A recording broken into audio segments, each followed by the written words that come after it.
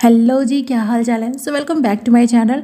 आज मैं आपको एक और कोरियन कॉमेडी मूवी जिसका नाम है 10 मंथ्स ये एक्सप्लेन करने वाली हूँ। लेकिन उससे पहले अगर आप मेरे चैनल पे नए हैं, चैनल को सब्सक्राइब नहीं किया है तो प्लीज़ जल्दी से चैनल को सब्सक्राइब कीजिए। तो चलिए बिना किसी देरी के चलते हैं अपने एक्सप्लेनेशन की ओर।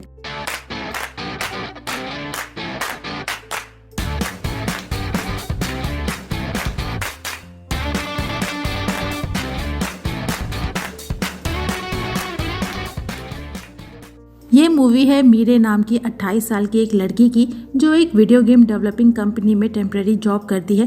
हालांकि उसके पेरेंट्स को उसका ये काम बिल्कुल अच्छा नहीं लगता। उसके डैड के अकॉर्डिंग जॉब वही है जो सरकारी हो, बिल्कुल हमारे इंडियन पेरेंट्स की तरह।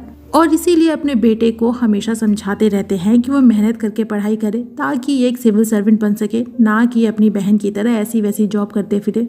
मीरे अपने बॉयफ्रेंड यूनहो के साथ लिव इन में रहती है, जो अपने एक सीनियर के साथ मिलकर खुद का स्टार्टअप करना चाहता है, पर अभी फिलहाल उसका काम भी अच्छा नहीं चल रहा। एक दिन मीरे को अपनी तबीयत कुछ ठीक नहीं लगती तो वो एक मेडिकल शॉप पे आती है और जब अपने सिम्टम्स बताती है तो फार्मासिस्ट उसे एडवाइस करती है कि उसे अपना प्रेगनेंसी टेस्ट करना चाहिए, हो सकता है कि वो प्रेग्नेंट हो। पर मीरे को ऐसा नहीं लगता, लेकिन फिर भी वो टेस्ट कर ही लेती है। वो भी एक दो बार नहीं बल्कि पूरे 15 बार, और हर बार उसका रिजल्ट पॉजिटिव ही आता है, यानी कि वो सच में प्रेग्नेंट थी। जिसके बाद वो अपनी एक फ्रेंड किम के साथ एक डॉक्टर के पास आती है और वो भी उसे अच्छे से चेक करके बताता है कि वो 10 वीक्स प्रेग्नेंट है। जो सुनकर तो मीरे मरी जाती है और बोलती है कि ये कैसे हो सकता है, भला वो प्रेग्नेंट कैसे हो सकती है, और डॉक्टर से दोबारा उसे चेक करने को बोलती है, ये बोलकर कि वो फिर से उसे अच्छे से चेक करे, क्या पता उसके पेट में कोई एलियन वगैरह हो जो उसके थ्रू इस अर्थ पे आकर सबको डिस्ट्रॉय करना चाहता हो, क्योंकि अगर ऐसा हुआ तो अर्थ को डिस्ट्रॉय करने की जिम्मेदारी भी उसी पे आ जाएगी। दरअसल वो इतना ओवर थिंकिंग इसलिए कर रही थी क्योंकि वो और यूनहो कभी फिजिकली क्लोज नहीं आए थे, लेकिन डॉक्टर उसे कंफर्म बताता है कि वो 100% प्रेग्नेंट है। तो मीरे उसे अबॉर्शन के लिए बोलती है, पर डॉक्टर साफ मना कर देता है और बोलता है कि ये इलीगल है। प्लस आजकल देश में फर्टिलिटी रेट बहुत डिक्रीज हुई है, कपल सालों ट्राई करते हैं कि वो प्रेग्नेंट हो जाए, ऐसे में वो बहुत लकी है जो वो प्रेग्नेंट हो गई। जिस पे मीरे बोलती है कि भला देश की फर्टिलिटी रेट को संभालने के लिए वो खुद की शहादत क्यों दे, और वो अभी क्या कभी भी बच्चे के लिए तैयार नहीं होगी तो वो उसके अंदर से ये एलियन जैसी चीज बाहर निकाल दे। पर डॉक्टर उसकी एक नहीं सुनता और उसकी दोस्त किम उसे जबरदस्ती बाहर लेकर जाती है। बाहर ठंडे दिमाग से सोचने पे मीरे को याद आता है कि कभी एक पार्टी में उसने और यूनहो ने बहुत सारा ड्रिंक कर लिया था और तभी उसके बाद दोनों एक दूसरे के क्लोज आए थे। बेचारी सोचती है कि जो अगर उसे पता होता कि ड्रिंक करने की उसे इतनी बड़ी सजा मिलेगी तो वो कभी ड्रिंक नहीं करती। नेक्स्ट सीन में वो घर आती है और यूनहो को अपनी प्रेगनेंसी की न्यूज देती है, जो सुनकर यूनहो पहले तो सरप्राइज होता है कि ये कैसे हो गया, लेकिन फिर बच्चे को एक्सेप्ट करता है और मीरे को शादी के लिए प्रपोज करता है।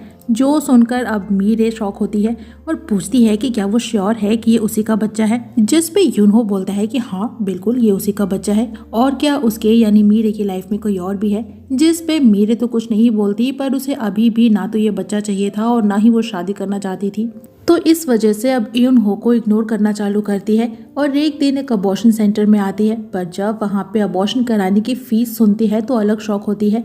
और वहाँ नर्स बताती है कि ये काम इलीगल है, वो लोग चोरी छुपकर ये काम करते हैं जिसमें बहुत रिस्क है, इसीलिए उनका रेट हाई है। लेकिन मीरे वहाँ से जाने लगती है तो नर्स बोलती है कि उसे जो भी फैसला लेना है वो जल्दी ले, क्योंकि जैसे जैसे उसकी प्रेगनेंसी लेट होगी अबॉर्शन की फीस बढ़ती जाएगी।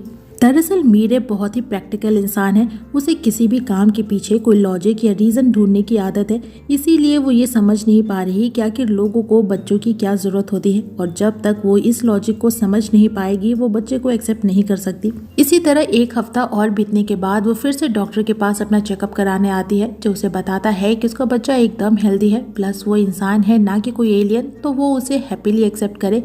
पर मीरे डॉक्टर से भी यही क्वेश्चन पूछती है कि आखिर इंसानों को बच्चे की क्या जरूरत होती है।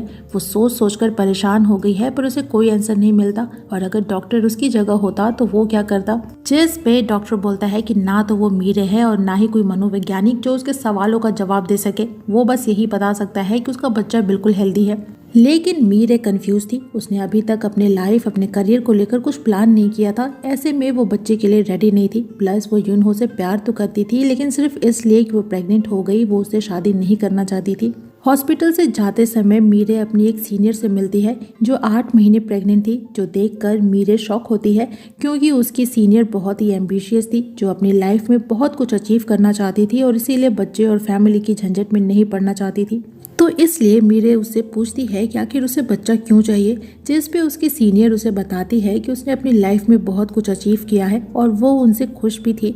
पर लाइफ के एक स्टेज पे हर किसी को फैमिली की ज़रूरत होती है। हर कोई चाहता है कि उनके दुनिया से चले जाने के बाद उनके पीछे कोई उनका नाम लेने वाला रह जाए, जिसमें उनका ही अंश हो, जिस पे मीरे कुछ नहीं बोल पाती। धीरे धीरे 2 हफ्ते और बीत जाते हैं और एक दिन यूनहो सीधा उसके पेरेंट्स के घर चला आता है और मीरे को लगता है कि उसने उसके पेरेंट्स को उसकी प्रेगनेंसी वाली बात बता दी होगी, पर ऐसा नहीं था। वो तो बस वहाँ उसे ढूंढता हुआ आया था, क्योंकि वो काफ़ी दिनों से उसे इग्नोर कर रही थी।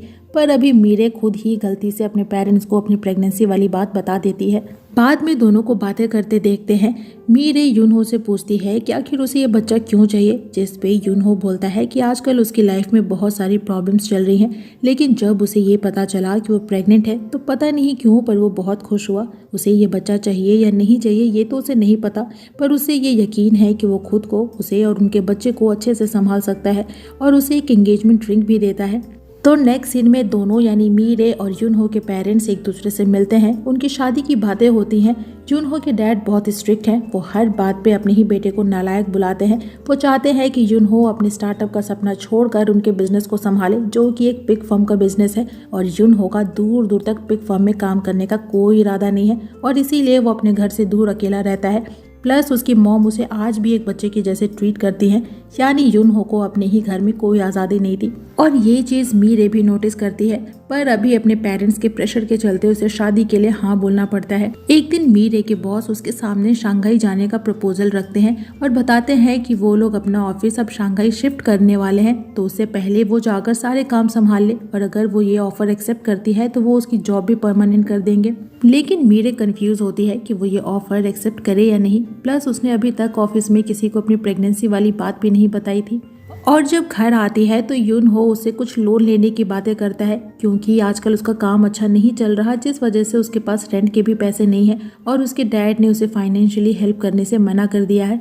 तो मीरे उसे शंघाई वाली ऑफर के बारे में बताती है कि अगर वो वहाँ जाती है तो कंपनी उसे परमानेंट जॉब भी देगी, प्लस उसे फ्लैट भी मिलेगा। पर यूनहो शंघाई जाने से मना कर देता है।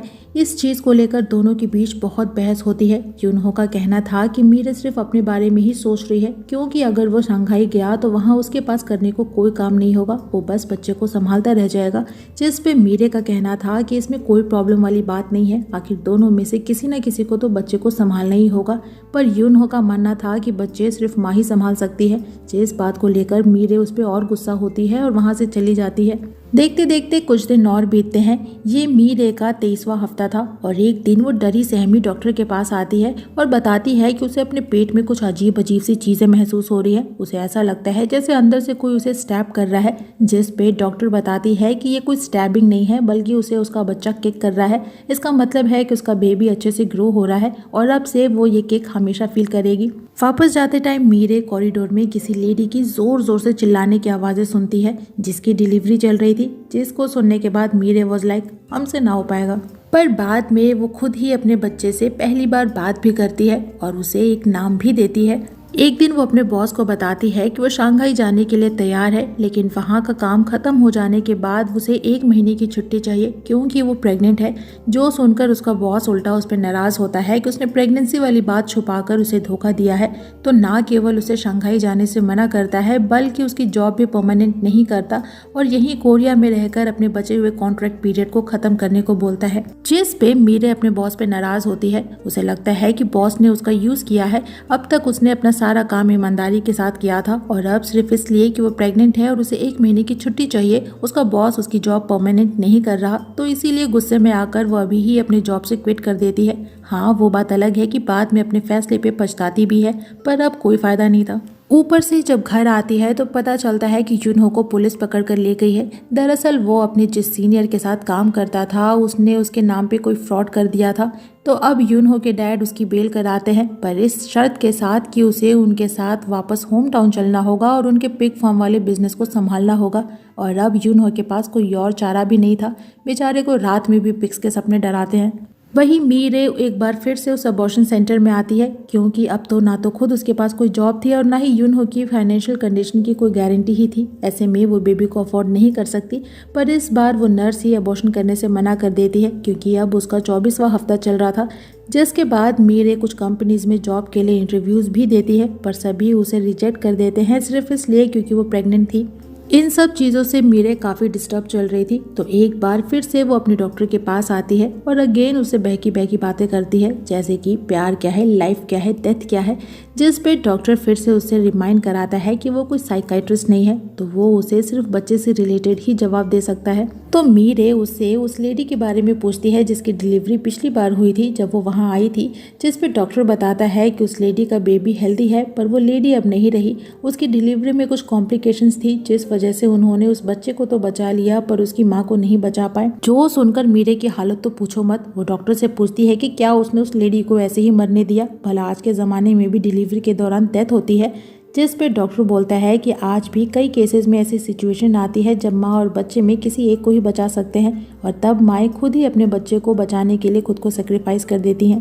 पर मीरे के लिए ये सभी फीलिंग स्ट्रेंज थी। उसे समझ ही नहीं आता कि आखिर किसी अनजान चीज़ के लिए जो अभी इस दुनिया में भी नहीं आया है, कोई खुद को क्यों सेक्रीफाइस करेगा। वो अभी भी मदरली फीलिंग्स को अच्छे से समझ नहीं पाई थी। वो इस बारे में अपनी फ्रेंड किम से भी बात करती है और बोलती है कि डिलीवरीज बहुत ही कॉम्प्लिकेटेड होती हैं। अगर उसकी जैसी अकेली इंसान डिलीवरी के दौरान मर भी जाए तो किसी को कोई फ़र्क नहीं पड़ेगा।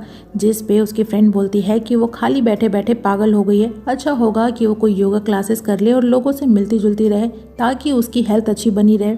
तो मीरे योगा क्लासेस ज्वाइन करती है, प्रेगनेंसी रिलेटेड बुक्स भी पढ़ती है, खुद को इंगेज रखने की पूरी कोशिश करती है, पर फिर भी उसका दिमाग हर चीज़ को बढ़ा चढ़ा कर सोचता है।